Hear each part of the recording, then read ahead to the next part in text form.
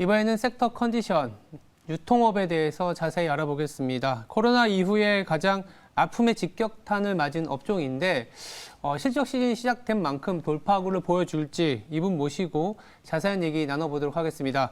최윤희 메리츠증권 유통 담당 애널리스트입니다. 안녕하세요. 안녕하세요. 네, 안녕하세요. 아픔이라는 얘기까지 했는데 제가 그 오프닝 때는 우리나라 소매 판매액을 보니까 코로나 이전보다 더 많이 올라와 있더라고요. 그래서 이게 유통업 자체의 변화의 모습인지 아니면 뭔가 우리가 좀 뭐랄까요? 오해 내지는 짚지 못하는 부분들이 있는지 좀 체크해 보도록 하겠습니다. 일단 실적 시즌이 이제 본격화되기 때문에 유통업 전반의 분위기를 한번 전달해 주시는 게 괜찮을 것 같아요. 네, 일단 저희 4분기 기준으로 실적 프리뷰 기준으로 좀 말씀을 드리면요. 예. 이 결론적으로는 업태별로 이 백화점, 편의점, 면세점, 그다음 할인점 순으로 조금은 실적 성장을 무난하게 달성 가능하겠습니다. 네. 백화점 업태 같은 경우에는 이 신세계나 현대백화점 너나 할 거 없이 모두 다 견조한 실적을 예상을 해주고 있고요. 전반적으로 전 카테고리의 거성장률이 좀 지속되고 있는 가운데 이 패션 부분에서의 회복세가 두드러지면서 이 GP 마진의 개선을 좀 기여를 하겠습니다. 예. 그러면서 사실상 다만 이제 우리 신세계 백화점과 현대백화점 모두 면세 사업을 영위를 하고 있기 때문에 이 면세점에서의 실적 방향이 살짝은 다소 좀 상이할 수 있겠는데요. 현재 그 국내 면세 그 구조적인 부진한 업황 때문에 그렇습니다. 지금 국내 면세가 전반적으로 저희 다이공이라고 불리는 이 도매 매출의 사실상 의존도가 100%에 육박한 상황이에요. 그러다 보니까 이제 뭐 하나라도 더 팔기 위해서는 비용 투입이 좀 수반될 수밖에 없는 구조인 거죠. 그러다 보니까 이 대표 플레이어인 이 호텔신라와 신세계 백화점 같은 경우에는 이 전분기, 그러니까 3분기 정도의 수준과 유사한 정도의 실적을 예상을 하고 있습니다. 근데 다만 이제 저희가 글로벌 여행 수요 자체가 이제 다시 정상화되면서 이 국내 개별 관광객이 유입되기 전까지는 이런 상황이 조금은 회복되기에는 단기간 좀 어려워 보이는 상황이지만요. 다만 이 현대백화점 면세점 같은 경우에는 이 신생, 그러니까 후발주자이기 때문에 아무래도 이 다른 경쟁사 대비해서 다이공에 향하는 이 리베이트, 그러니까 수수료율 자체가 좀 높습니다. 다시 말하면 그 수수료율 자체를 좀 줄일 수 있는 여지라는 게 있다라는 거죠. 네. 근데 그게 이번 4분기 실적에서 좀 두드러질 것으로 보입니다. 전년 4분기, 2020년 4분기 대비해서는 적자폭 축소가 한 90억 원 정도가 가능할 것으로 보여지고 있고요. 그러한 이유는 이런 수수료 절감들 하고 있는 노력들이 좀 보이는 부분이라고 저는 판단을 하고 있습니다. 알겠습니다. 뭐 우리가 우려했던 것보다는 그래도 물론 우리가 예상할 수 있는 글로벌 여행 수요, 거기에 따른 면세점은 사실상 좀 안 좋지만 전반적인 이제 유통업과 관련된 업체들이 나쁘진 않은데 아까 말씀하셨던 이제 면세점은 또 최근에 LG생건이나 아모레퍼시픽이 이제 주가가 굉장히 하락했던 것도 그 중국의 수요를 대변하는 부분이었는데 참 예상하기가 어려운 게 이제 유통업 쪽은 또 이제 리오프닝이나 코로나와 관련된 여러 가지 시나리오를 작성을 하다 보니까 좀 전망하기는 쉽지는 않은 것 같아요. 다만 최근에 약간의 희망이라고 하면 팍스로비드라 그래서 경구용 치료제가 이제 표본이 작긴 하지만 효과가 있다. 뭐 이런 식의 보도도 나오다 보니까 또다시 리오프닝에 대한 어떤 기대를 안 할 수가 없거든요. 그러면 이 2022년 유통업에 대한 시나리오를 간단하게 한번 말씀해 주실 수 있을까요? 예, 그 업종 전반적으로 제가 전망을 할 때 자료를 쓸 때 이제 이 코로나라는 이 환경 자체가 완전히 이제 해소가 2020에 된다라고 보기엔 좀 어렵다라고 가정을 했어요. 그래서 2023년에 완벽히 좀 정상화되는 구간이라고 보고 2022년은 그로 가는 과정에 있다라는 기본적인 전제를 깔고 이제 저희가 자료를 작성을 했는데요. 지금 팍스로비드 같은 효과는 사실상 저희가 이제 그 정상화되는 시점을 좀 앞당길 수는 있겠지만 지금 사실 변이 바이러스라는 것들이 겨듭해서 나오는 환경이라서 이런 불확실성이 계속 상존하는 상황에서 뭐 크게 저의 원래 기존 전망치에 변화가 있거나 그러지는 않을 것 같습니다. 맞습니다. 사실 이제 뭐 최악의 국면도 가정을 해야 되겠지만 또 너무 최상의 시나리오로 가정하는 건 또 무리가 있을 수 있죠. 변이 바이러스도 나올 수 있고 치료제 보급도 속도가 있기 때문에 그런 부분을 감안해야 되고 그렇다면 이 업태별로 유통 같은 경우에는 백화점도 있고 마트도 있고 뭐 면세점도 사실은 뭐 같이 포함되어 있지만 면세도 있고 하다못해 편의점까지 있거든요. 연구원님이 보시기에 그래도 올해는 이런 업태에 대해서도 선호 순위를 좀 네. 짤 수가 있잖아요. 그거 네. 한번 말씀해 주실 수 있어요? 네, 올해 연간 기준으로는 일단 편의점이 가장 선호도가 편의점. 돋보이고요. 그 다음이 이제 뭐 백화점, 면세점, 할인점 이렇게 순서대로 선호도를 좀 정할 수가 있겠는데요. 네. 일단 백화점부터 좀 말씀을 드리면 네. 2021년 한 해 동안 사실 2020년 코로나 악재에 기반한 이 기저 효과가 완벽하게 이제 반영이 되면서 더불어 이 해외 여행의 시점이 이 지연이 되는 효과 때문에 수요가 내수로 국한되었던 효과로 백화점이 사실상 유례 없는 이런 보복 소비 특수 효과를 2021년에 굉장히 크게 누렸습니다. 네. 근데 이제 백화점은 이 코로나가 없었던 환경이 2014년부터 2019년 구간인데 그때 백화점 업태는 사실 1%도 채 안 될 만큼의 성장률을 보였어요. 네. 그러니까 성장이라기보다는 이 업태는 좀 정체가 됐었던 업태라고 보심이 맞는데 이제 그 2021년이 전년 대비 거의 18% 이상 성장할 것으로 보이기 때문에 네. 이런 부분에서는 2022년 기준으로는 추가적인 성장 여력은 다소 제한적일 수 있겠다라고 보고 있습니다. 네. 또 더불어서 이제 할인점 같은 경우도 그 같은 맥락으로 봐주시면 되는데요.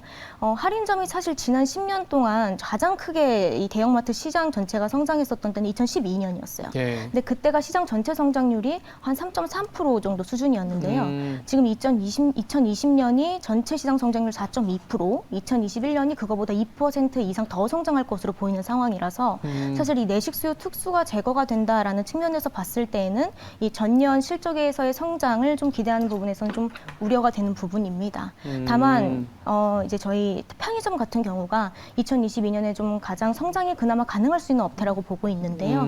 이유는 이 편의점만큼은 이 코로나라는 환경에 긍정적 요인과 그 부정적 요인이 함께 있었습니다. 예. 긍정적 요인이라고 하면은 이 주류 특수에서의 수혜를 굉장히 크게 누렸고요. 혼술. 그렇죠. 혼술 트렌드 문화가 강화되면서 이제 아무래도 주류 특수 수혜가 컸고 반대로 이 유동 인구 정상화가 안 되면서 특히나 이 직장인들의 재택근무 비율의 확대와 그다음에 학생들이 등교가 안 되는 부분들 때문에 이 유동 인구 쪽에서의 정상화가 안 되는 이 측면에서 네. 이 가공식품, 식품 쪽에서의 매출이 많이 빠졌던 상황입니다. 이제 이런 두 가지의 요인이 지금 같이 상존해 있었던 상황이라서 네. 이제 2022년이 조금은 이런 이 유동 인구가 정상화되는 해, 약간 직장인들의 이런 재택근무가 점차 완화되고 그리고 그다음에 학생들 같은 경우에 전면 등교가 좀 재개가 되는 시점을 좀 준비한다라고 한다면 그런 시장의 성장의 낙수 효과를 가장 크게 누릴 수 있는 것은 이제 저희가 봤을 땐 편의점 업태가 가장 높아 보인다. 이렇게 말씀을 드리고 있죠. 그러니까 저도 생각이 드는 게 백화점 하면은 사실상 우리가 코로나 이전에는 뭐 이런 마음은 그렇지만 그냥 밥 먹으러 가는 곳이었거든요.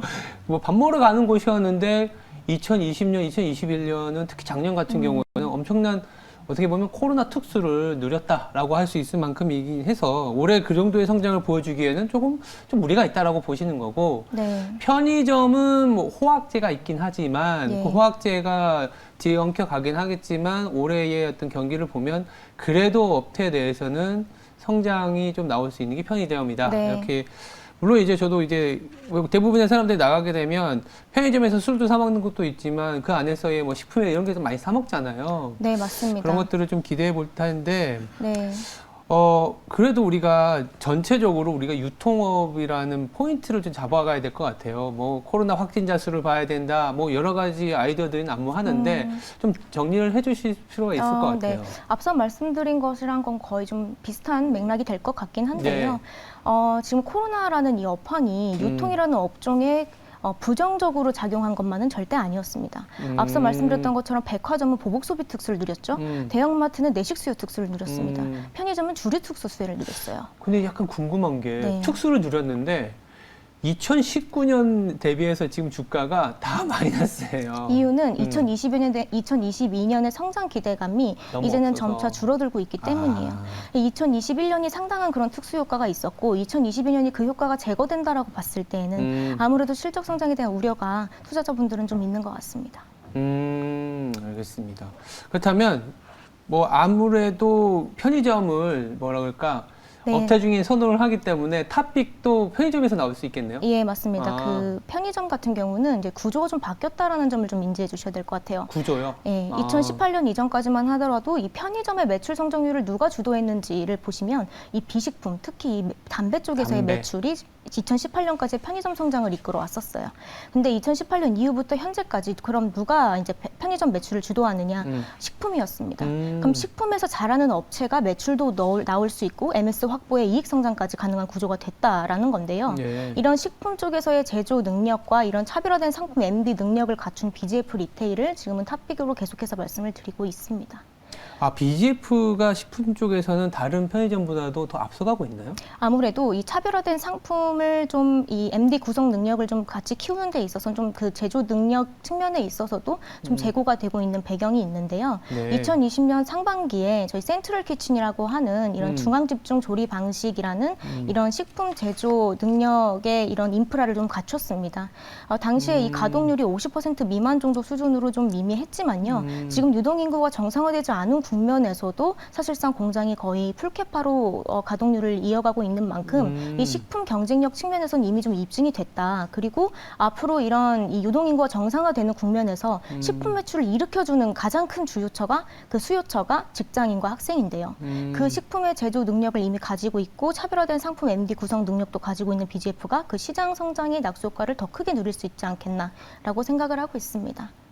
저는 편의점이 잘 몰라서 그랬는데 다 비슷할 줄 알았는데 식품에 조금 더 특화돼 있고 그렇지 않은 이제 편의점도 있고 식품을 생각하면 BGF다. 요거는 오늘의 이제 포인트였던 것 같고 이게 대부분의 이제 기업들의 실적 발표가 어느 쯤에 몰려 있나요? 이 유통업은? 2분기, 죄송해요. 4분기는 이제 2월 둘째 주쯤에 많이 몰려 있습니다. 아직은 시간이 조금 남아 있네요. 네, 다음 맞습니다. 주에 이제 굵직한 매크로 이벤트가 있다 보니까 최근에 저희들은 이 섹터 컨디션 시간에 이런 실적을 감안하고 주가는 뭐 어차피 다 하락을 했기 때문에 거기다가 그 중에서도 가장 뭐라 그래야 되나 좀 피해를 많이 본 업종을 찾고 있었거든요. 근데 실적은 괜찮은.